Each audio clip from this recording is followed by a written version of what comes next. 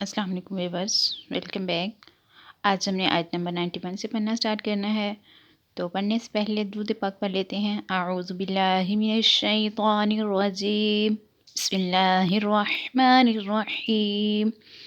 अल्लाहुम्मा सल्लि अला मुहम्मदिन व अला आलि मुहम्मदिन कमा सल्लैता अला इब्राहीम व अला आलि इब्राहीम इन्नका हमीदुम मजीद। अल्लाहुम्मा बारिक अला मुहम्मदिन व अला आलि मुहम्मदिन कमा बारकता अला इब्राहीम व अला आलि इब्राहीम इन्नका हमीदुम मजीद। तो पढ़ना स्टार्ट करते हैं। और इज़ा जब क़ीला कहा गया लहुम इनसे आमिनु ईमान लाओ बिमा इस पर जो ज़ला नाज़िल किया उतारा अल्लाहु अल्लाह ने क़ालू तो इन्होंने कहा नुमिनु हम ईमान लाते हैं बिमा इस पर जो ज़िला नाज़िल किया गया अलैना हमारे ऊपर वयकफुरूना और वो इनकार करते हैं बिमा इसका जो वराअहु इस तौरात के अलावा है वा और हालांकि वो कुरान अल हक़ मुसद्दिक़न तस्दीक करने वाला लिमा इसकी जो माअहुम इनके साथ है कुल तुम कहो फालिमा तो क्यों तक़तुलूना तुम कत्ल करते थे अम्बिया अल्लाही अल्लाह के अम्बिया मिन क़ब्लु इससे पहले इन अगर तुम थे मुमिनीना ईमान वाले। व इज़ा क़ील लहुम आमिनू बिमा अंज़लल्लाहु क़ालू नुमिनु बिमा أنزل علينا ويكفرون بما وراءه وهو الحق مصدقا لما معهم قل فلم تقتلون أنبياء الله من قبل إن كنتم مؤمنين। तर्जुमा और जब इनसे कहा जाए कि इस पर ईमान लाओ जो अल्लाह ने नाजिल फरमाया है तो कहते हैं हम इसी पर ईमान लाते हैं जो हमारे ऊपर नाजिल किया गया और वो तौरात के अलावा दीगर का इनकार करते हैं हालांकि वो कुरान भी हक है इनके पास मौजूद किताब की तस्दीक करने वाला है। ए महबूब तुम फरमा दो कि ए यहूदियों अगर तुम ईमान वाले थे तो फिर पहले तुम अल्लाह के नबियों को क्यों शहीद करते थे। तो यहाँ पे इस आयत मुबारका में यहूदियों का तौरात पर ईमान लाने का दावा जो है वो बयान किया जा रहा है कि इनका ईमान लाने का दावा झूठा है कि बज़ाहिर तो वो कहते हैं कि हम तौरात पर ईमान लाए हैं लेकिन क्या है कि इनका ये दावा भी झूठा है क्योंकि इनकी तौरात में भी अंबिया पर ईमान लाना और इन्हें अजियत ना पहुंचाने का बताया गया लेकिन इन्होंने इन सब चीज़ों पर अमल नहीं किया और इनके उलट ही काम किए क्योंकि इन्होंने अंबिया को शहीद भी किया और नबी पाक सल्लल्लाहु अलैहि वसल्लम पर ईमान भी नहीं लाए। तो यही है कि इसमें यहूदियों का कबीह फ़ेल बयान किया जा रहा है कि जब इनसे कहा जाए कि अल्लाह की नाजिल की हुई तमाम किताबों पर ईमान लाओ तो इसके जवाब में वो कहते हैं हम सिर्फ तौरात पर ईमान लाएंगे जो कि हम पर नाजिल हुई है। इससे पहले इनका मकसद दीगर आसमानी किताबों और कुरान मजीद का इनकार करना था। चुनाचे अल्लाह ताला ने इसका रद्द करते हुए फरमाया कि कुरान भी हक है और ये यहूदियों के पास मौजूद तौरात की तस्दीक करने वाला है। जब तौरात में हज़रत मोहम्मद मुस्तफ़ा सल्लल्लाहु अलैहि वसल्लम की नबूवत के बारे में ख़बरें मौजूद हैं और तुम तौरात पर ईमान लाने के दावेदार हो तो फिर मोहम्मद मुस्तफ़ा सल्लल्लाहु अलैहि वसल्लम की नबूवत और इन पर नाज़िल की गई किताब कुरान का क्यों इनकार करते हो। और ए हबीब सल्लल्लाहु अलैहि वसल्लम आप इन यहूदियों से फरमाएं कि अगर तुम तौरात पर ईमान लाने के इतने ही बड़े दावेदार हो तो ये बताओ कि पहले तुम अंबिया कराम अलैहिस्सलाम को क्यों शहीद करते थे हालांकि तौरात में अंबिया कराम अलैहिस्सलाम को शहीद करने से मना किया गया। तो नेक्स्ट आयत पढ़ते हैं। वाह और लक़द बेशक जाअकुम आए तुम्हारे पास मूसा बिल बैयिनाति रोशन निशानियों के साथ तुम फिर इत्तख़ज़्तुम तुमने इख्तियार कर लिया अल-इज्ला बछड़ा बतौर माबूद من بعدہ اس کے بعد سے، اور تم ظالمون ظلم کرنے والے تھے۔ وَلَقَدْ جَاءَكُم مُوسَىٰ بِالْبَيِّنَاتِ ثُمَّ اتَّخَذْتُمُ الْعِجْلَ مِن بَعْدِهِ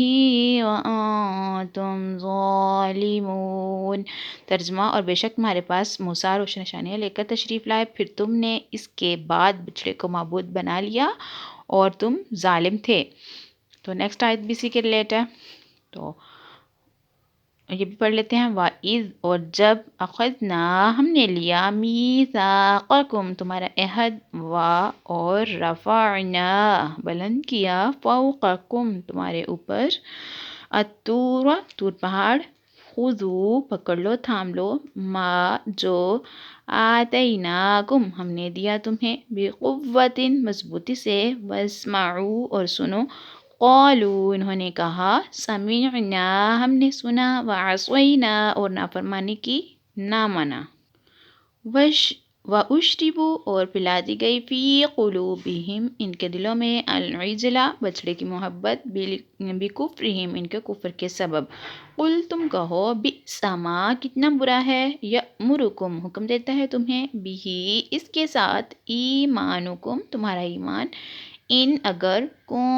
تم ہو، مؤمنین ایمان والے۔ وَلَئِذْ أَخَذْنَا مِيثَاقَكُمْ وَرَفَعْنَا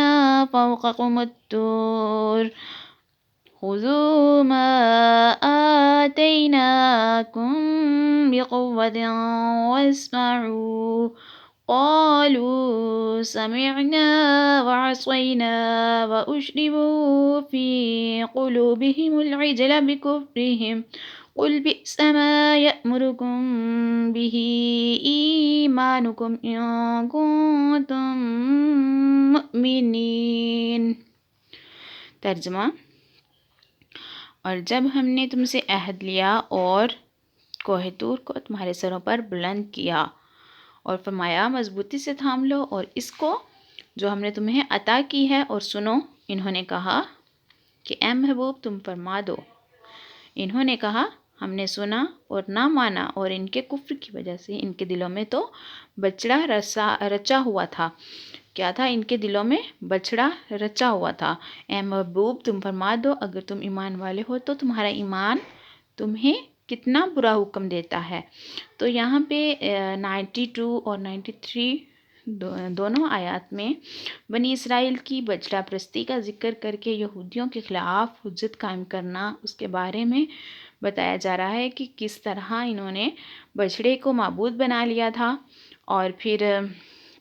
کیا کیا تھا انہوں نے کہ ان کے دلوں میں کفر آ گیا تھا۔ تو اس کا خلاصہ کچھ یوں ہے کہ حضرت موسیٰ علیہ السلام بنی اسرائیل کے پاس روشن معجزات لے کر تشریف لائے، اور جب حضرت موسیٰ کوہ طور پر تشریف لے گئے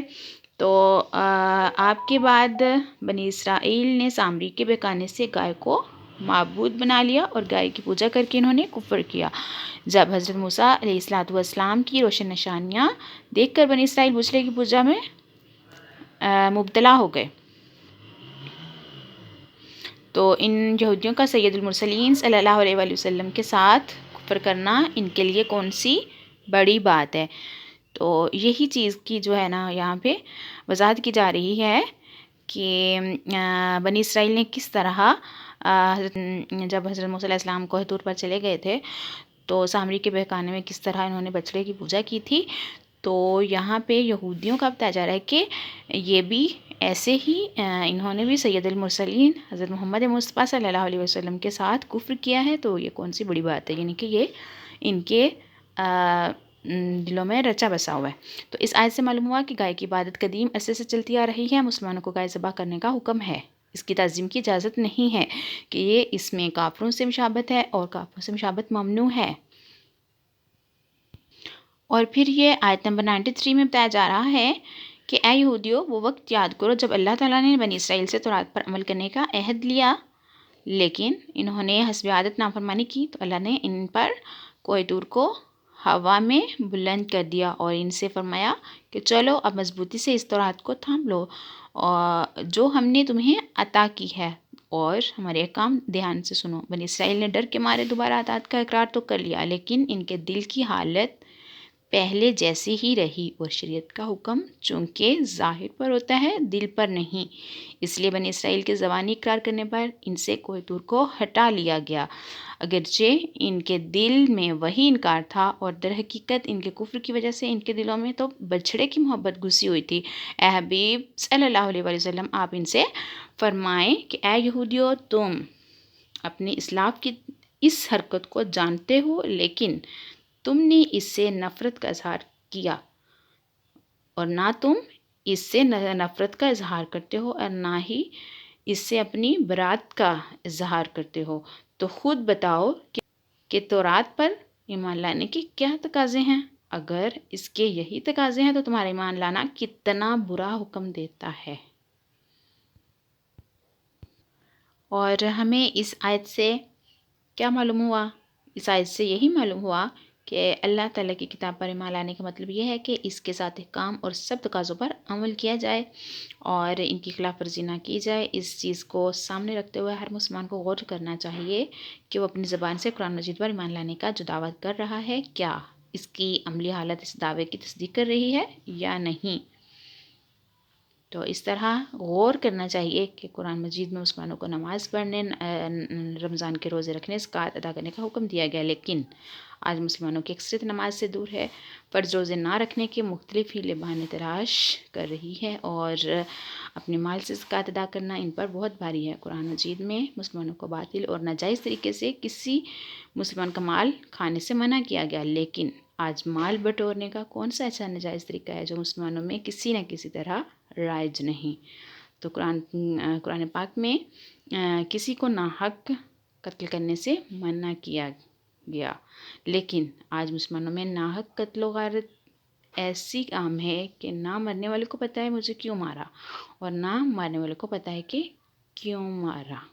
اور قرآن پاک میں مسلمان عورتوں کو گھروں میں رہنے، پردہ کرنے کا حکم ہے، لیکن ہمارے معاشرے میں وہ کون سا طبقہ ہے جس میں مسلمان عورت سے جج کر اپنے اجنبی مردوں کے سامنے نہیں آ رہی، بلکہ آج مسلمانوں میں ہی کچھ لوگ عورتوں کے پردے کرنے کو دقیانوسی سوچ، تنگ ذہنی قرار دے رہے ہیں۔ کاش ہم بھی اپنے زبانی ایمان و محبت کے دعووں اور بد عملی کے درمیان کا تضاد اور فرق سمجھنے میں کامیاب ہو جائیں۔ اللہ پاک سے دعا ہے کہ اللہ پاک ہمیں قرآن پاک پر صحیح معنوں پر عمل کرنے کی توفیق عطا فرمائے اور عمل کی توفیق عطا فرمائے، آمین۔ تو آج ہم آیت نمبر 93 تک رکھتے ہیں، نیکسٹ جو ہے وہ نیکسٹ ویڈیو میں پڑھیں گے۔ تو آپ چینل کو سبسکرائب، لائک اینڈ شیئر ضرور کر لیں، اور کسی بھی قسم کا کوئی مسئلہ ہو تو آپ مجھے کمنٹ باکس میں پوچھ سکتے ہیں۔ جزاک اللہ خیرا۔